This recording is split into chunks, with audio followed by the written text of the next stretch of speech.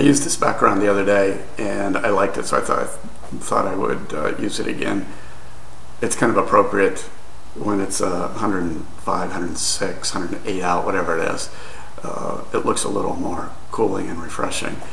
But I've been having some discussions with a lot of people lately about just the thought process and thinking, and specifically thinking outside the box or coloring outside the lines, if you will.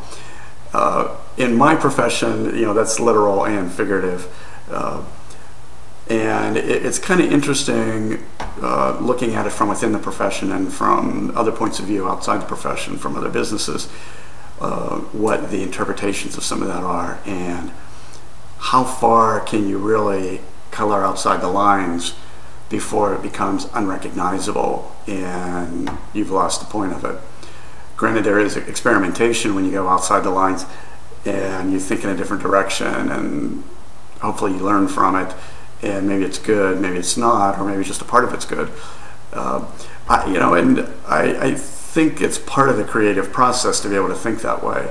You always have to think of something different, a different approach, a different way of looking at something, and the whole idea of looking outside the box or coloring outside the lines takes on a slightly different approach. But when you look at it in other businesses, I think that there is, especially now, I would think a strong position to start looking a lot more outside the box and figuring how you can look at the same problem and approach it differently than you had in the past, either from a production standpoint, a design standpoint, a cost-saving standpoint.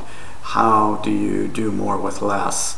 One of the core values at Zappos is do more with less, and some of that is thinking outside the box, where how can you get the same outcome by putting less energy into it or less mechanics into it, thereby saving some money, or how can you get a slightly different outcome that may be better by just changing the process or adding something new to the process.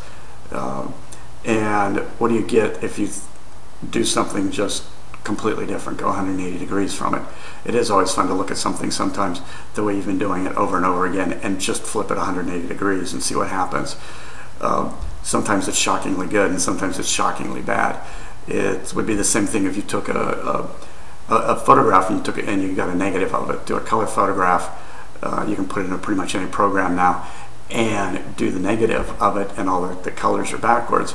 Sometimes they're great, sometimes they don't make any sense at all, but sometimes it creates a whole new vision of art for the same thing. So I don't know how far you go outside the box before you lose sight of the box, and I don't know how far you color outside the lines before you can't recognize what you're coloring.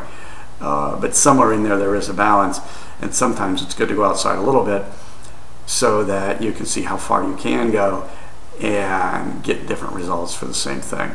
So, maybe that has a lot of applications in politics too. I said before, I don't have a political bone in my body, but when you see and hear some of the things going on right now, somebody needs to get outside the box, and somebody needs to color outside the lines to make things happen a little more differently than they have been happening. So, political statement, sorry. Anyway, I don't think the dogs have been running around in this one. I don't know where they are. Oh, right on cue. That was perfect. Anyway, later.